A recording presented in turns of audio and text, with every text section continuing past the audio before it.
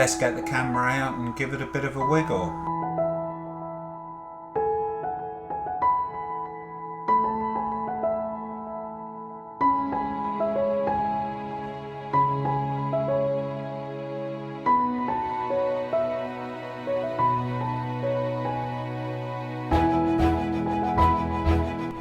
So yeah, that is it now. Okay, we are off to Kimmeridge today. Kimmeridge Bay, which is on the Purbeck Hills in Dorset. Not particularly come here today to take any photographs, but I will explain that in a minute when we get there. But this is a private estate and it has a toll which costs £5. So once we get there, we'll actually they've only just reopened Kimmeridge. It was shut down during the crisis, but I know they're only accepting contactless now, so I've got my card ready.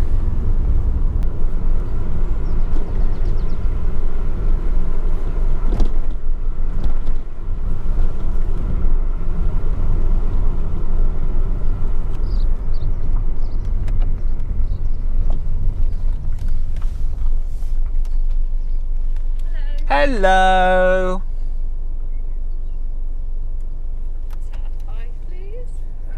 Ready? That's great, thank you. Thank you, my love. Cheers. Are the loos open? They are, yeah. Lovely, thank you. Bye.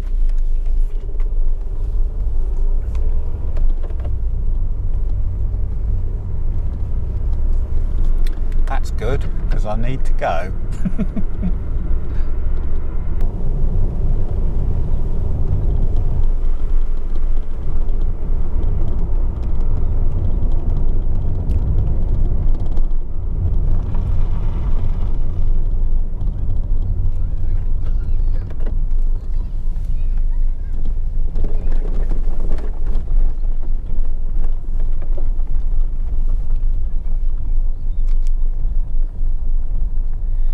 There's a fair few people here today, which is quite unusual actually for here.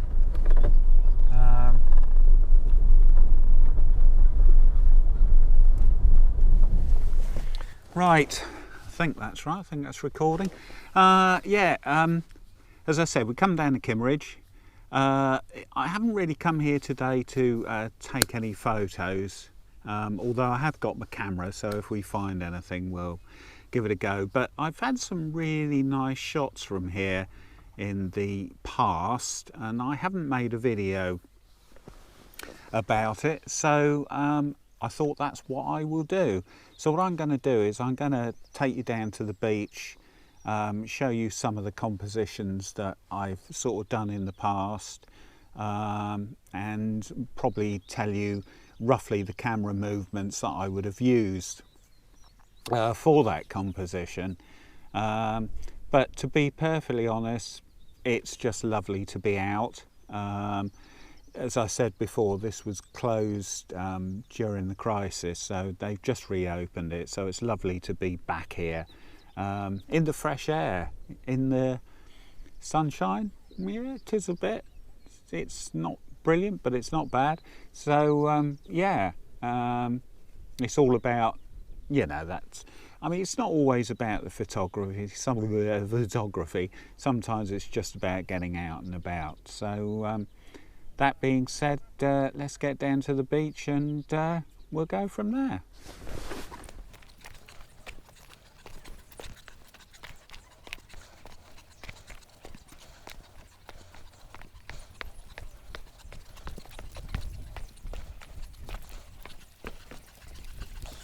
Right, one of the, can you see those, I think they call them pillboxes, don't they, from the Second World War, and I think those two concrete sort of pyramid type things were to stop people coming on the beach in the war. But this is one of the compositions that I took a couple of images. What I liked about this was the actual sort of, let me try and give a, you know, the sort of hill there, and the same on the other side. It sort of framed the picture, if you like. So yeah, as I say, I took a couple of images of this, which I was quite pleased with. The camera movement I would have definitely used for this would have literally been just a sort of up and down, or down and up, probably with a little shake in it at the same time.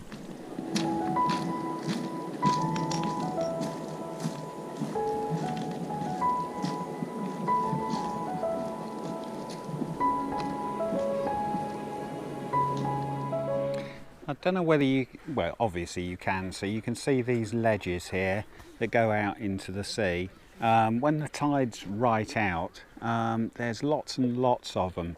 And they make for quite a good image sometimes, and I have got a couple. The camera movement I would have used for that would have probably been a little twist, and maybe a bit probably like that. You know, probably use varying movements to see what sort of effect it creates. It's all a case of trial and error. But I don't know whether you can see just there's a little tower. That's called Cleverall Tower, and you can actually rent that out, hire it out as a holiday home. If you fancy being stuck up there, yeah. But yeah, this is a really beautiful bay. And then if we look over there, I don't know whether you can see, I don't know whether I'm even pointing to it, to be honest, but there's a red flag up on the hillside. The Purbex is used by the army for training, and when they're sort of firing off their sort of cannon shots, or from tanks and so on, they cut off a lot of the Purbex to the public for obviously safety reasons, which is a shame in a way, but I suppose they've got to practice somewhere. A little story about when I came down here quite a few years ago now, when I used to do conventional photography, or anything that took my fancy really, caught my eye. There was a washed up tree trunk and onto the beach, and it was absolutely massive, and it weighed half a ton or whatever, but it had some beautiful colours in it, and I thought that would really make for a nice image. Probably long exposure, 1 or 2 seconds, allowing the waves to sort of wash over it and sort of get that misty effect. So I set the camera up. Molly, for goodness sake, what are you doing?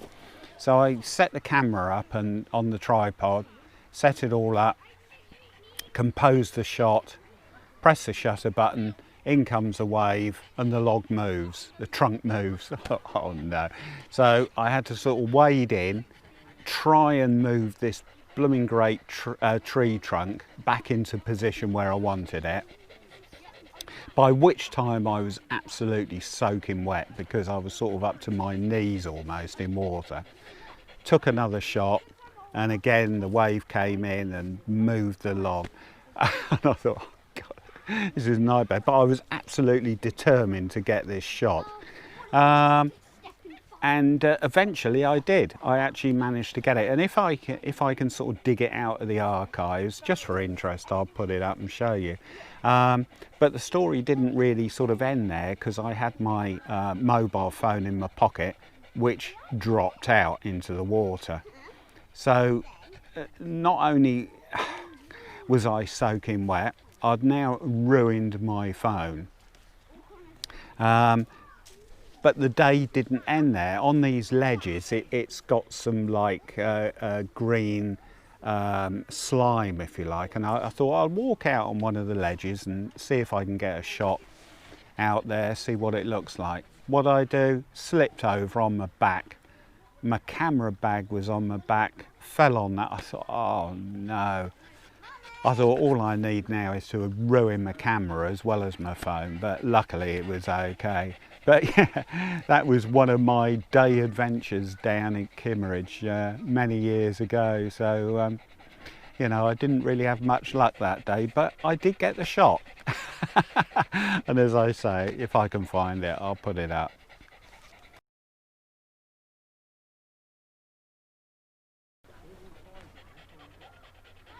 I don't know whether you can see where the actual cliff ends. There's a row of sort of rocks that goes out into the sea.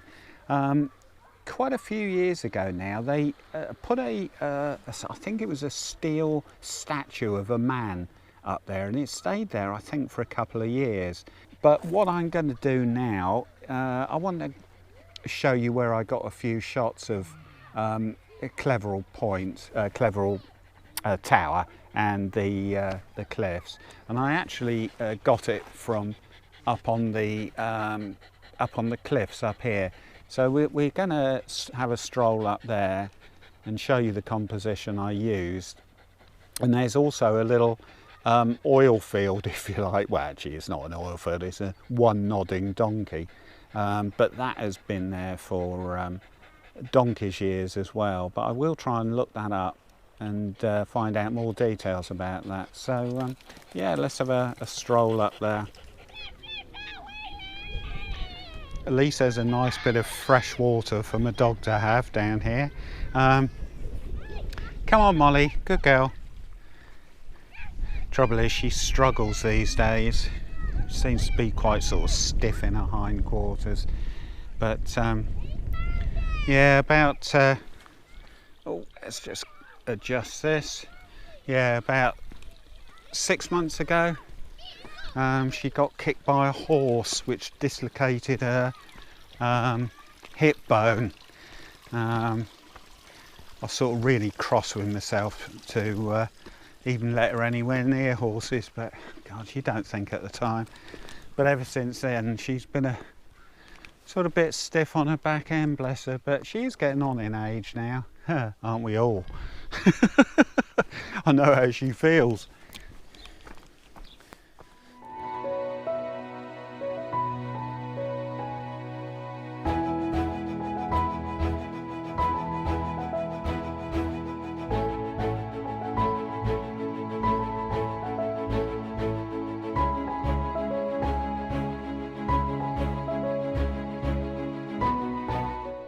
Right, we've got the little nodding donkey up ahead of us.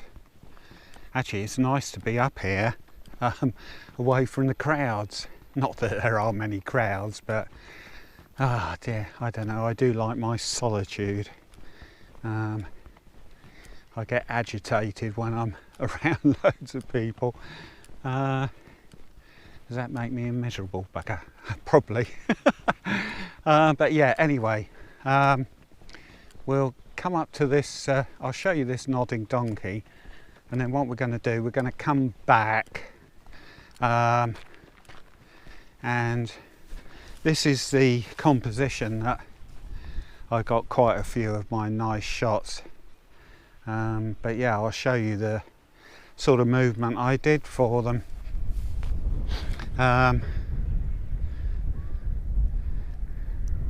But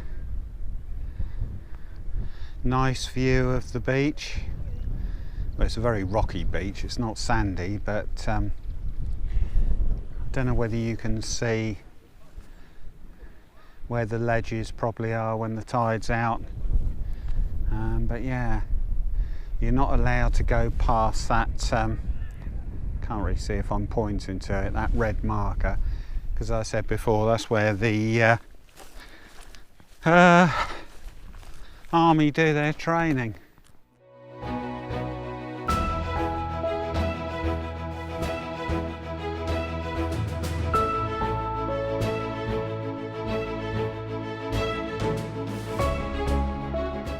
Okay, so we're coming up to the nodding donkey oil field. Now, I think there is a sort of information board up here about it, which I can read out to you. But I know it's been here, well, it's been here as long as I can remember. So that's going back a lot of years.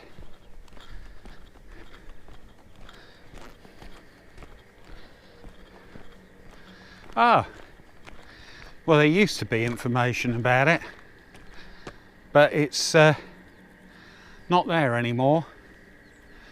But yeah, I know, I got a feeling it went back to 50s. I think it was built, and it's still today chucking out quite a few barrels a day of oil.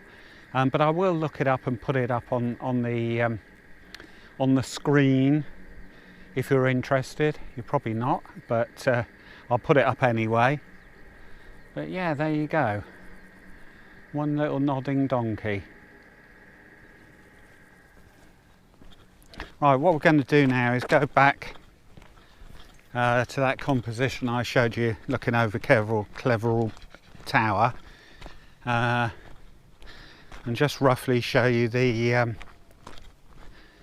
sort of camera movement I would have used for this. God, it's so good to be out on a beautiful day like today. This lockdown has certainly made us appreciate what we've got. Well, it certainly has me anyway. And I must admit I'm very lucky to live on the edge of all this. Yeah, but that's pretty much the composition I would have used. I think I actually tried sort of different camera movements from, just a minute. Is my hand there? I can't, the sun's in my eyes. I think I just sort of moved a twist like that. And probably just sort of going sort of left to right. But I think it was mainly a sort of a twist like that. Which got a couple of nice images actually, which again I will put up. While I'm, just a minute, let me get this off. Nice to just sit here and chill. Actually, it's quite a sort of misty day up here today, which it does tend to get on the Purbex. But yeah, while I'm sitting here contemplating, I just wanted to tell you about a new magazine that has come out. It came out last Monday, which was yesterday. It's called ICM Photo Mag. That's the short version. Long version, ICM Photographic Magazine. And it has been put into fruition by a young lady in America called Stephanie. Forgive me, I can't remember off the top of my head your second name. And she's been sort of working on it for about a year. And she's gathered up intentional camera movement photographers from all over the world to sort of make this magazine, this magazine. Now it's a quarterly magazine, and it is $10 per issue, or $30 for the year for the 4 issues. So you save yourself $10. I worked that out all by myself. So yeah, probably well worth getting the year subscription.